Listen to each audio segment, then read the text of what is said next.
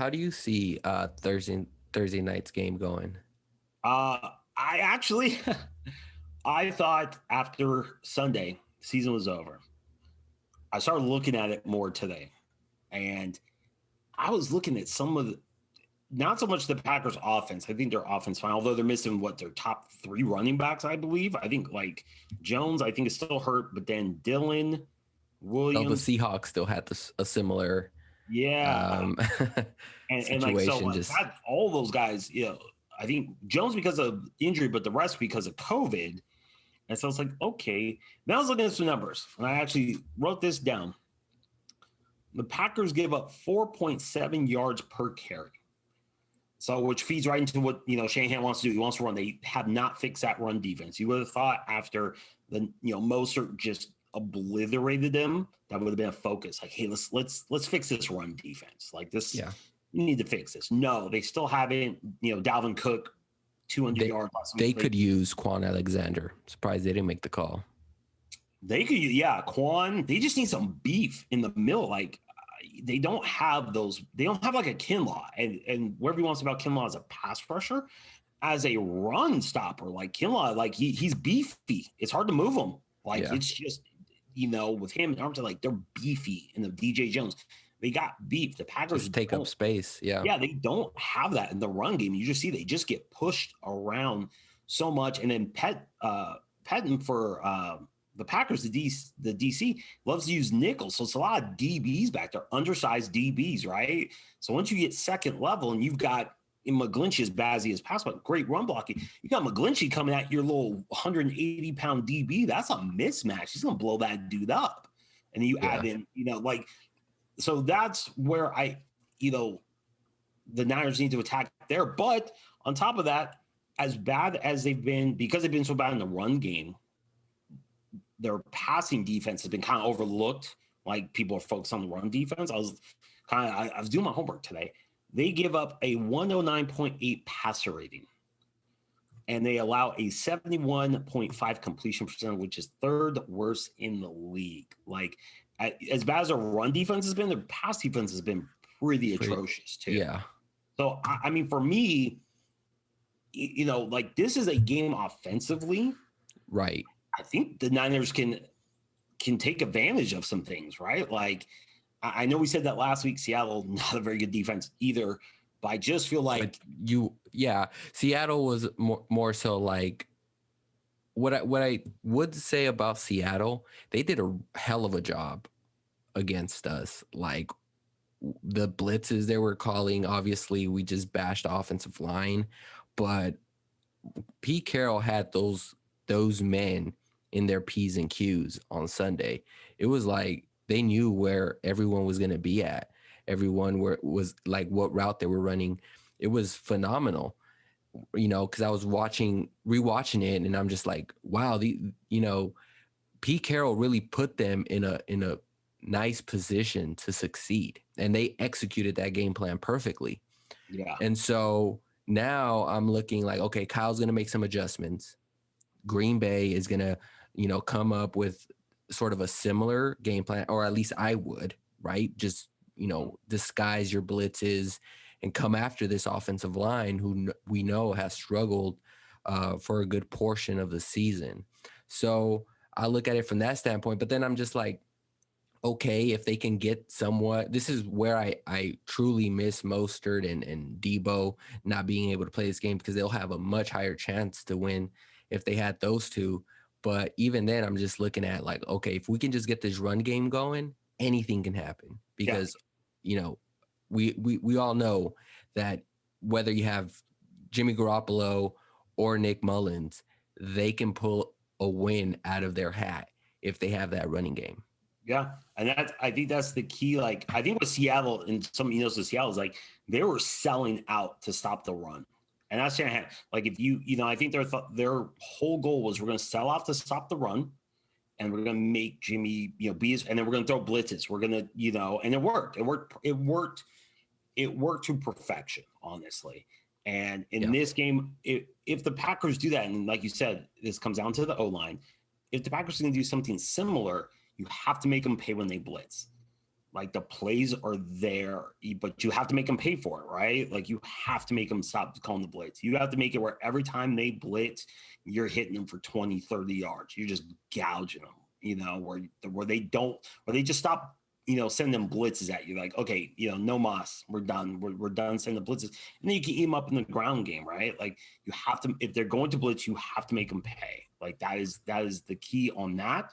And then also, like, hopefully you can just get the ground game going and just kind of mix it in, I Yeah, hate just be physical, which is why I'm like, just bring Jawan Jennings. He was supposed to be like this big physical target, just be physical with these guys, run some screens, um, get the ball to Brandon Ayuk in the open field. yes, yes, Yeah, just like, I feel like the Niners will come a little bit more loose now that expectations are like lowering as the season progresses. Like this is when teams like this can be dangerous. If I'm Green Bay, I'm looking at the Niners like, okay, this team is a dangerous team right now because not only they have all these injuries, but their backups are not just backups who haven't played, like they have some experience here. So, what was it? Nick Mullins actually started on a Thursday night game. So Raiders, I will never forget that. He lit that up. Yeah, against the Raiders, that was a fun game to watch. But yeah, like, obviously I feel like anything can happen.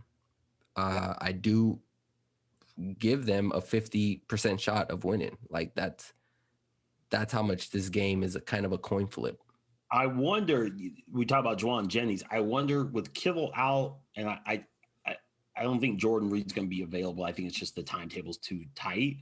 I wonder if you bring Juwan Jennings in to kind of act as like that Jordan Reed, Kittle receiving tight end kind of, that kind of role. Like, yeah, love to see him kind of in that role for now. And obviously, if Jordan Reed comes back, then you can move Juwan to more of a slot or kind of, use him elsewhere. But like for this game, if he were to be called up, that's where I like to see him kind of in that Jordan Reed, Kittle, like receiving tight end, using that big body kind of in the way they do. That would be, I think that would be amazing. Him and Dwelly, not the best, terrible pass blocker, but a good pass catcher. Yeah. I mean, he definitely can catch the ball. He just is pass blocking himself. When Shanahan has Dwelly block on the outside as if he's a tackle, I just cringe every time. I'm just like, why put him in that position? Thank you. Yeah, it is. I mean, if you're the guy opposite him, you gotta be licking your chops because I'm sorry, but he, like you said, like you cringe because you're like, oh my God, like why is he right there? Like I'd rather they put him in the backfield, and so at least he could, have some time. I don't know, like if you're gonna have him block, like maybe don't have him right on the line where he just gets beat stupid, like pull him back a little bit. I don't know, but him blocking is not a good situation. Him receiving is great. I actually think he's a great receiving pass catcher. Like honestly, he's very underrated. Yeah, they have catching. You don't really need him. Ayuk, man, that dude that's turned into it kind of like Debo, right? We saw last year where it was like the first 5-6 games, like he kind of got some work here and there, and then that 6-7, like it started to like trend up. Like you're seeing Ayuk really start to come into his own. Like what a stud, man. I'm so like pumped about that guy. Key on defense, hit Rodgers early and often. That was like the one thing I wrote down. Defense, hit Rodgers. He gets his body language gets so bad when he gets hit. Like that Tampa Bay game was kind of a perfect example. He got hit 2 or 3 times. Ooh, yeah. He gets. I hate to use this word. He gets pissy. Like that's the best word. It's his face. Like he just has. He has this like face, right? Yeah. It's this pissy face. Like how dare you touch? It's just he has that face, and when you see him a few times, he gets that, and you tell it just totally throws him off. So that I'm hoping Saul can dial up maybe some exotic blitzes, some different things. Hit Rodgers 2 or 3 times early. I think they can get into his head a little bit. Yeah, K'Waun Williams did a good job. They did that early. K'Waun Williams came like back-to-back blitzes, hit Wilson, kind of jarred him a little bit. Wilson wasn't the Wilson, he was early on. Those first 2 drives, Niners defense was He looked, yeah, he kind of looked startled a little bit. He was just yeah. like, "What's coming at me?" Because I don't know. I'll have them those first 2 drives, and then the If offense couldn't do yeah, it. the Niners could have capitalized some way somehow. It's probably a different ball game, a much closer one, I would think.